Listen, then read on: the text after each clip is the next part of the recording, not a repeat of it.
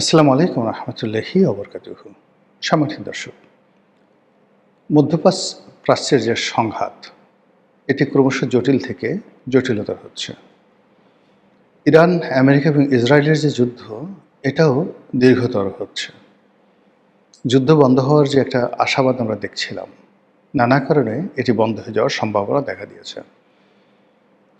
আপনারা জানেন যে আমেরিকাতে ডোনাল্ড ট্রাম্প এবং তার স্ত্রী মেলানিয়া দুজনই একটি একেবারে কুখ্যাত যৌন কেলেঙ্কারির সঙ্গে তারা দুজনে জড়িত হয়ে পড়েছেন। আপনারা সবাই জানেন যে অ্যাপস্টেইন নামক একজন যৌন দানব, যিনি অল্প বয়স্ক মেয়েদেরকে সারা দুনিয়া থেকে এনে, বিভিন্ন সুন্দরী মেয়েদেরকে এনে, তারপর তার যে রিসোর্ট আছে, বিভিন্ন জায়গাতে আছে, সেখানে বিভিন্ন রকম মেলা মেলাতেন এবং ওখানে পৃথিবীর ক্ষমতাধর লোকদেরকে দাওয়াত করে তারপর তাদেরকে সেই নারী উপহার দিতেন।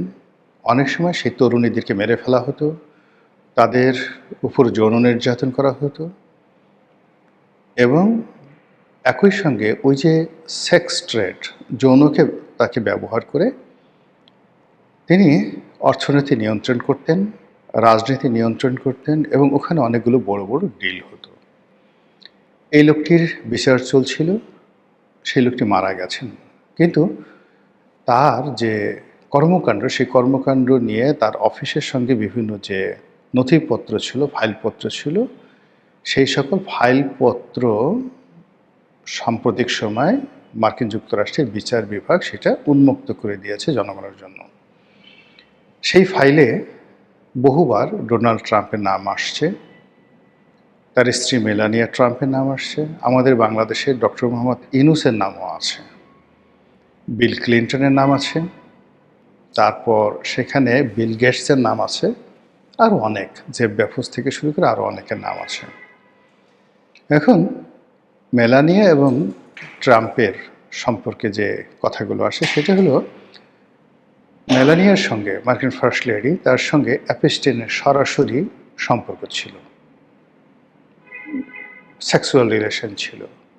এটি মেলানিয়া সাম্প্রতিক সময় তিনি অস্বীকার করেছেন, কিন্তু অস্বীকার করার সঙ্গে সঙ্গে আবার এটা ফ্রান্সের যে প্রেসিডেন্ট, তিনি ভিন্ন একটি মাধ্যমে একটি ছবি সারা দুনিয়াতে তিনি ভাইরাল করে দিয়েছেন, যেখানে দেখা যাচ্ছে মেলানিয়া এবং অ্যাপস্টেইন পরস্পরকে জড়িয়ে ধরে তারা ঠিক চুম্বন করছেন বা যাকে বলা হয় যৌন উন্মাদনা দেখাচ্ছেন। বলা হয়ে থাকে যে অ্যাপস্টেইন ডোনাল্ড ট্রাম্পের যে নারী লিপ্সা রয়েছে, সেখানে সে ডোনাল্ড ট্রাম্পকে ব্যবহার করেছে এবং তার যে নারী লিপ্সা, তার সঙ্গে অ্যাপস্টেইন কেলেঙ্কারির বহু নারীর সংযোগ রয়েছে এবং তারই ধারাবাহিকতায় মেলানিয়ার সঙ্গে ডোনাল্ড ট্রাম্পের যে সম্পর্ক, প্রেম, ভালোবাসা, ওই মাধ্যমে হয়েছে।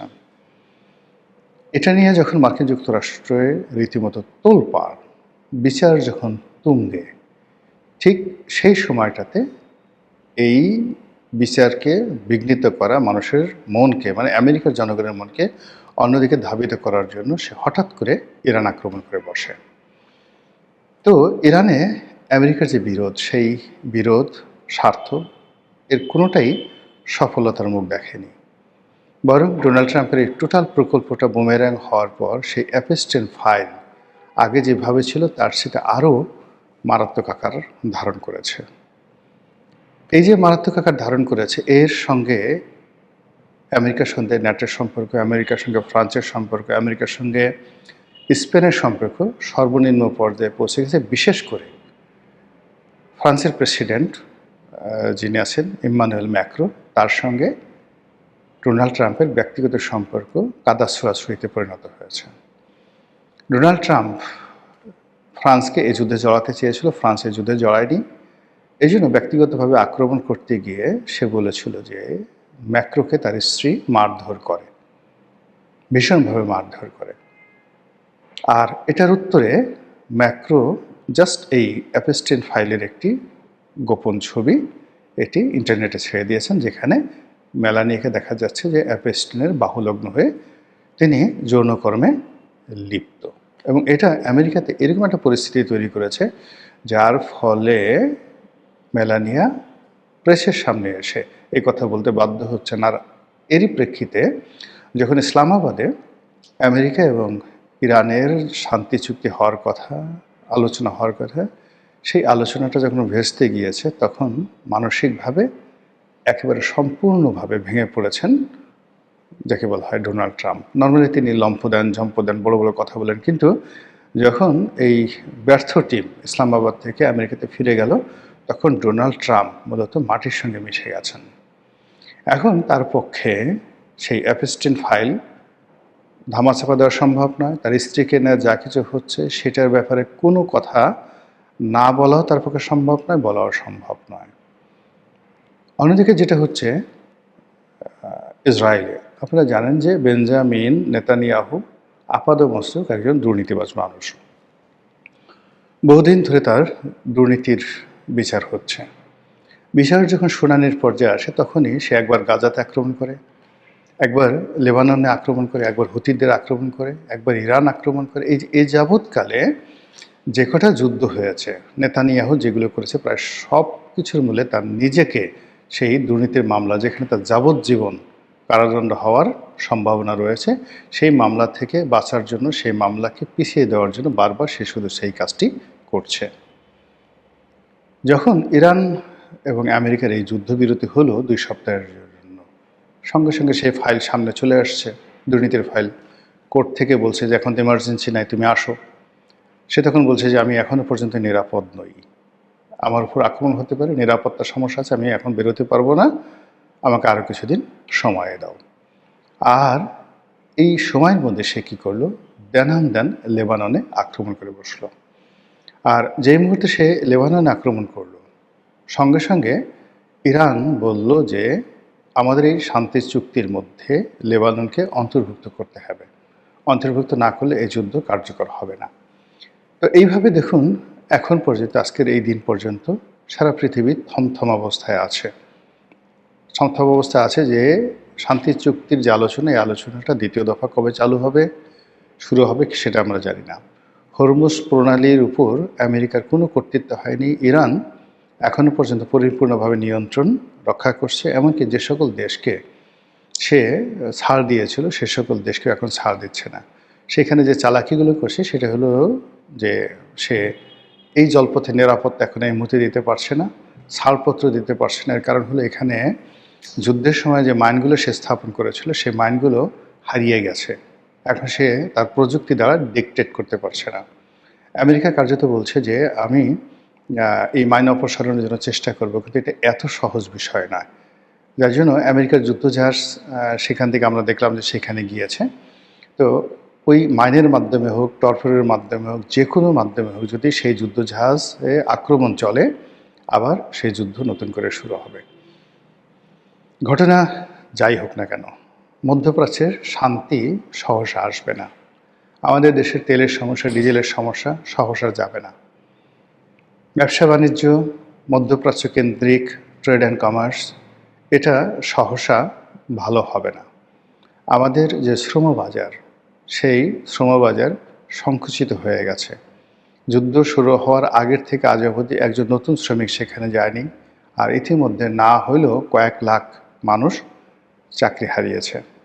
অনেককে সেখান থেকে আনতে হবে, ইরান থেকে, কুয়েত থেকে, তারপরে কাতার থেকে, বাহরাইন থেকে, এই সমস্ত দেশ থেকে বহু মানুষকে ফেরত আনতে হবে, অথবা বহু মানুষ ফেরত আসবে। আর ওই সকল দেশে নতুন করে কোনো কর্মসংস্থান আপাতত সৃষ্টি হচ্ছে না। ফলে মধ্যপ্রাচ্যের যে সংকট, এটি আমাদেরকে কাঁদিয়ে ছাড়বে। আমাদের রেমিটেন্স, আমাদের শ্রমবাজার, আমাদের অর্থনীতির যে স্থিতিশীলতা, আমাদের ট্রেড অ্যান্ড কমার্স, আমাদের সরকারের যে শাসন ব্যবস্থা, সব কিছু তছনছ করে দিচ্ছে। এটা কেন? অবস্থা দৃষ্টি মনে হচ্ছে এটা যেন আমাদের জন্য একটা অভিশাপ। করোনার অভিঘাত এলো, আমরা এটাকে অভিশাপ মনে করার পরেও মোকাবেলা করার জন্য প্রাণান্ত চেষ্টা করলাম, কিন্তু আমাদের অর্থনীতির যে মেরুদণ্ড, একটা বিরাট অংশ ভেঙে গেল। তারপর করোনার অভিঘাত যেতে না যেতেই ইউক্রেন যুদ্ধ হয়ে এলো। ইউক্রেন যুদ্ধ এখনও চলছে, এর মধ্যে শেখ হাসিনার পতন হলো। শেখ হাসিনার পতনের পরে ইউনূস সাহেব আসলেন, তিনি বাংলাদেশটিকে একেবারে রীতিমতো একটা ডলা দিয়ে গেলেন। তার জমানাতে প্রায় ১.৫ কোটি টাকা আমরা নতুন করে ঋণগ্রস্ত হয়ে পড়লাম। ১.৫ কোটি টাকা সরকার ঋণ করলো। আর যেখানে শেখ হাসিনার জমানাতে ২ লক্ষ কোটি টাকা ছিল ব্যাংকের দেনা, মানে ব্যাংকের যেটিকে বলা হয় মন্দ ঋণ, খেলাফি ঋণ, সেটা বর্তমানে ৫.৫ লাখ কোটি টাকা। বলা হয় যে আওয়ামী লীগ জমানাতে এগুলো ধামাচাপা দিয়ে রাখা হয়েছিল, হোয়াট এভার মেবি।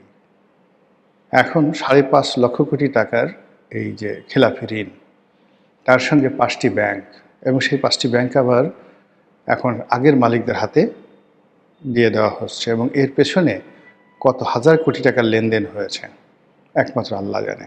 সব মিলিয়ে অর্থনৈতিক যে অভিঘাত, ঘূর্ণিঝড় আমাদের দিকে যেভাবে এগিয়ে আসছে, একমাত্র আল্লাহ জানে এর থেকে আমরা কীভাবে রক্ষা পাব। আসসালামু আলাইকুম রহমতুল্লাহি ওয়া বারাকাতুহু।